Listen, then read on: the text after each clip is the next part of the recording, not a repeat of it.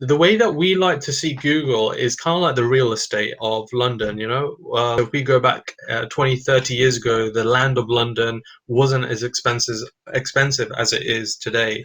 Now, if we look at Google today, the reality is the land is not at its peak. The ads that you pay for, the investment it takes to get to the number one, number two is not difficult at all, and we'll show you some of the results that we've got. So in terms of competition, let's have a look at why we feel we've got the authority to actually share about SEO and how it works. There's a lot of information already out there on Google. I'm gonna get you guys to do a search. So let's copy and paste this. Great stuff. So Andrew says top for digital marketing agency. Monu, I think you're doing digital marketing agency London. Where does Marketing Voice come up? Feel free. It's on the first page.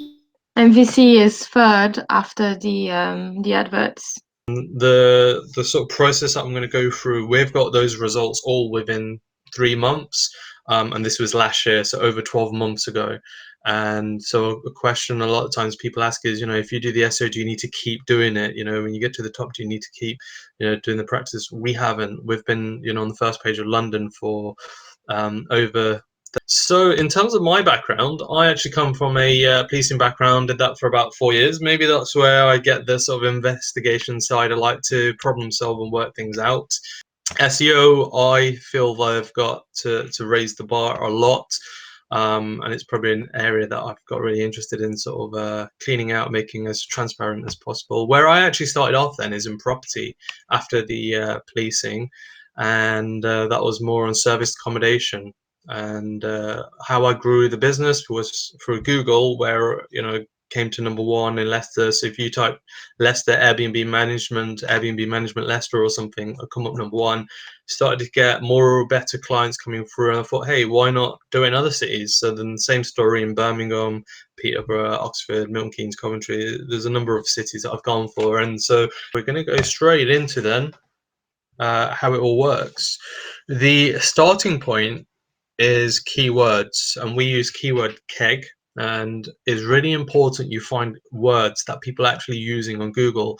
It's not good enough if you just pluck it out of the thin air, or just reflect on your past experience, or just using words that you think that people will be searching for. It's really important to be using the data to see what actually people are using. And so keyword kegs pulls out the information through its API, and it can see what people are searching for per month. There's no point doing SEO work around words that people that aren't people searching for, but it's such a surprise that me and Taz has seen so many agencies using words to get onto the first page that people aren't even looking for. It's like building a hotel on the moon and saying, hey, look, it's the most beautiful hotel there is, will you book? But no one's going to the moon, so it's just not going to happen. I'm just going to go into the content. I will bring Tazir back into this because this is his specialism here. We always find that writing fresh and engaging content is really important. Why is it important? I think it's going to be good for Taz to come in here, actually. Taz, if you want to come in, talk about a little bit about the structures, references, and why content has been important. Even if people don't know anything about SEO, they understand that content is important one way or another. But a lot of people don't realize why is content important. It's one of those cases where if you are an expert in your field, if you know an area really well, how can Google know that you know that area? The only way you can show to Google that you understand something or you can contribute value to it is by writing good content. But then you need to start thinking, what is good content? So for example, how do you structure the content? How do you put references in the content? What are the things you should be talking about? So again, the structures comes into it. So example, we're working with a tuition center in Leicester.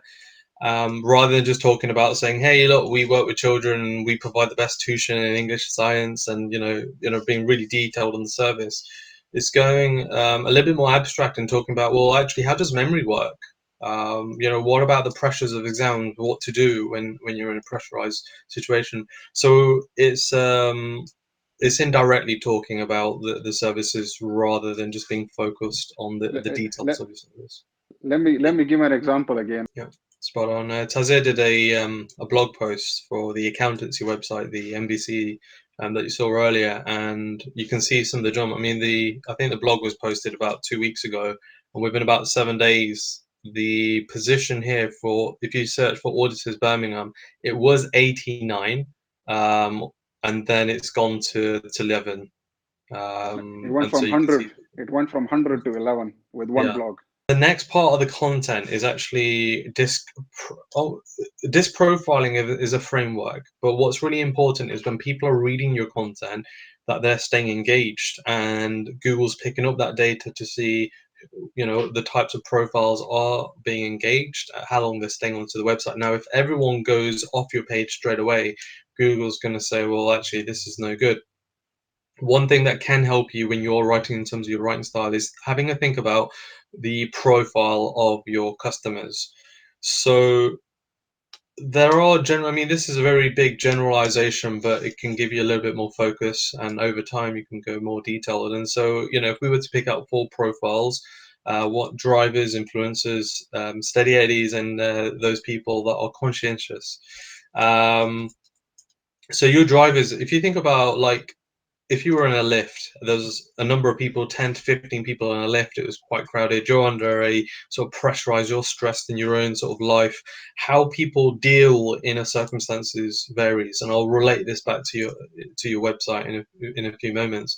So your drivers are the people that don't like the fluff. They're like the person that gets into the lift and keep pressing the button, because their perception is the quicker you press the button, the quicker the lift will go. And so on your website, this translates to just getting straight to the point, being direct.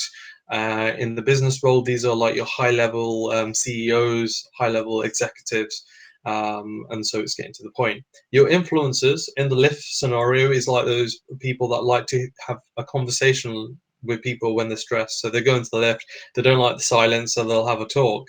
So they'll have a bit of a chat. They'll break the ice. For your website, this basically means that they're about experience. It's about opportunities for them. And in job roles, these are your high level. What the heavy lifting is for the SEO then is backlinks. This is something that a lot of agencies, a lot of people don't do, because it is the hardest, but it probably accounts for about 60% of the work itself. In terms of what we like to always do is sort of apply it to the social concept, because Google's algorithms here we feel have applied social concepts, and that's why we've not had to come from a digital marketing background or an SEO background, or not having to read a video or read a book, or, you know, watch loads of videos on this. And it's just understanding real life social concepts. And that's how we actually make decisions within the SEO world. So how does backlinks translate to this? If you went to a networking event, Sarah and Sam, that's how we met. So if we went to a networking event and there's 50, 60 people there in the room, who is the most authoritative person in the room? Who has the most influence? Google has the same problem, because they've got a number of websites. Who does it put as the most authoritative? So the person in the room that's the most authoritative is not the person with the most money. It's actually the person with the most connections. And that's how it relates. Same back to websites. It's whoever has the most connections. But you might say, well, actually, what about if you're connected to a load of drug dealers? That's not good, is it? It brings down credibility. So then it's a good balance between the number of connections that you have, the number of backlinks, but then also quality as well. Quality always wins. So, there are a couple of tools that I'm going to give to yourself that you should be aware of. SEMrush is really good. It does a number of tools, and this is a free tool. There is a premium version, but the free, what you do get is you're able to analyze your website, your health check, and you can see where your problems are. But the main reason that we like to use it for is actually seeing where we're ranking for our keywords. So you can have a maximum of 10 keywords, rather than checking every day, typing into Google where you are. SEMrush will basically just show you exactly. So, you know, if you're on page 6, 5, 4, and then it will also show you a nice little graph of showing you how you're progressing, which is good. Saves you a lot of time. You can have reports sent out to you as well. Something else that I would recommend is Hotjar. We've been reusing it for the last sort of 2 or 3 months, probably 2 months now. And what Hotjar does is you get to see how users, your visitors, are interacting with your website, where they're clicking. It gives you a heat map, which is good, so you can see where they're clicking, but also it gives you recordings to see how fast they scroll down, where do they stop, what are they clicking on. This is really good, again, for the Google Analytics to understanding what your bounce rate is. You want to be able to keep people on your page and engaged as long as possible. So you've got some good insights there. We have already mentioned Keyword Keg, which is the tool to